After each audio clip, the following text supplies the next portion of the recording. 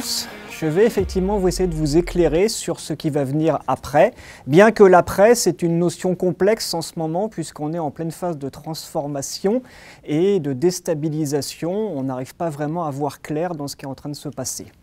Ne serait-ce que dans les fondamentaux en fait, de notre société, aujourd'hui, on est ébranlé dans ce que l'on pensait pour acquis.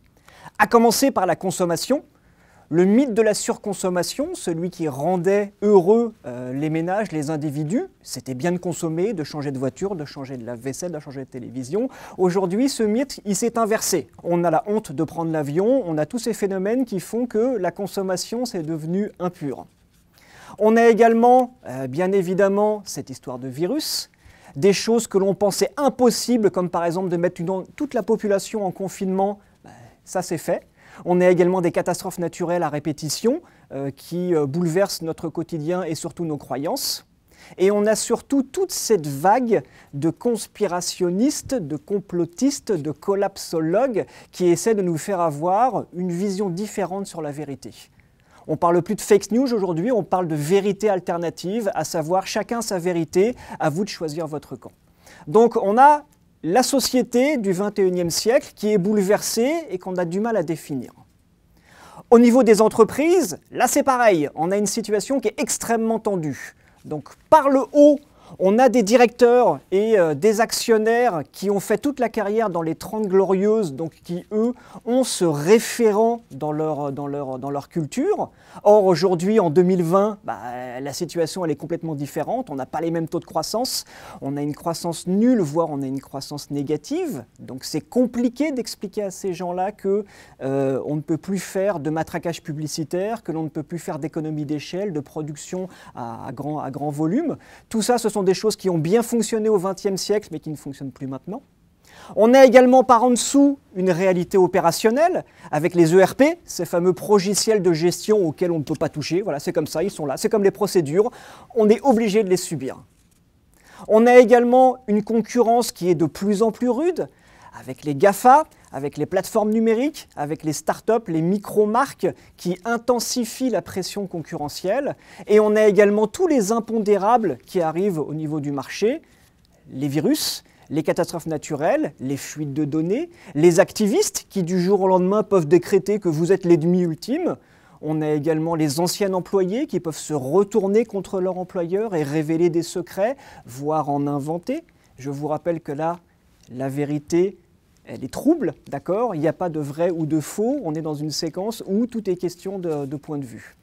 Donc on a tous ces facteurs qui font qu'aujourd'hui, les entreprises sont déstabilisées. Donc une déstabilisation générale, à la fois macroéconomique au niveau de la société, de l'environnement, et microéconomique au niveau des entreprises.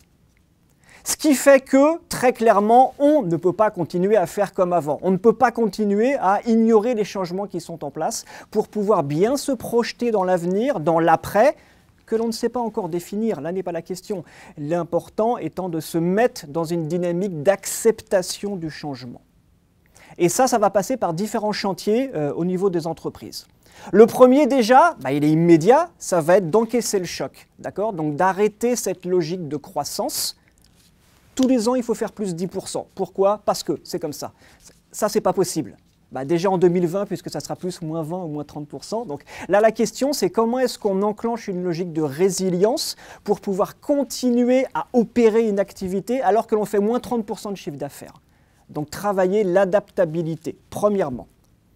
Deuxièmement, il faut donner une raison aux salariés de se lever tous les matins. Ces mêmes salariés qui sont chez eux en pyjama depuis 6 mois, qui touchent leur salaire et qui ont le temps de cogiter et de se dire « mais au final, à quoi ça sert de se lever tous les matins, d'aller travailler dans une entreprise avec des collègues qui me cassent les pieds et pourquoi au final, je ne sais pas ». Donc le deuxième chantier, leur donner une raison de se lever tous les matins, les mobiliser autour d'une vision et d'une mission.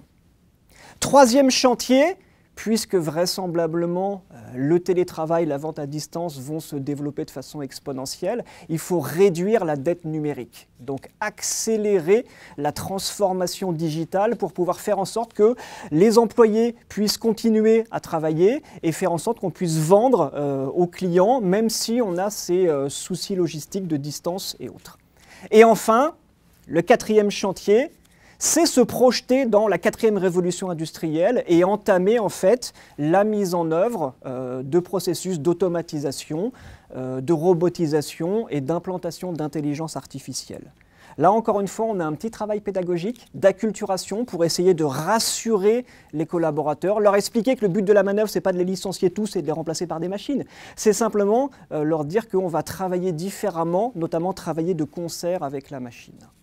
Tout ceci nous amène aux ressources humaines et à concrètement à quoi est-ce qu'il faut que les services des ressources humaines et les DRH travaillent. Premièrement, au niveau des recrues, abandonner définitivement cette culture du diplôme et s'orienter plutôt vers la recherche de compétences, voire la recherche de potentiel. Deuxièmement, mettre de côté également, en termes de montée en compétences, les catalogues de formation. D'accord ? Tous les ans, vous avez droit à 2 formations, 2 jours, piochez dans le catalogue, vous y allez pas, c'est pas mon problème. Si, c'est votre problème, parce que l'entreprise a besoin de développer de nouvelles capacités. Donc là, on va plutôt aller vers des parcours pédagogiques ou vers des logiques d'apprentissage continu. Et troisièmement, développer les capacités d'action dans de bonnes conditions. Ça veut dire arrêter de sous-traiter à tout va, de laisser des prestataires faire tout à votre place, quitte à ce que vous soyez complètement dépendant d'eux, et aller plutôt vers une logique de co-traitance, où on va partager les responsabilités, voire vers une logique d'extra-prise, à savoir, j'ai des ressources à l'extérieur de l'entreprise que je peux mobiliser en fonction de mes besoins, en fonction de la saisonnalité. Donc, pour les DRH, travailler sur ces 3 pans-là, les recrues, la montée en compétences et les capacités. 3 capacités qu'il faut déployer, développer, si on veut espérer survivre à un environnement qui va être de plus en plus compliqué et qui ne fera pas de cadeau.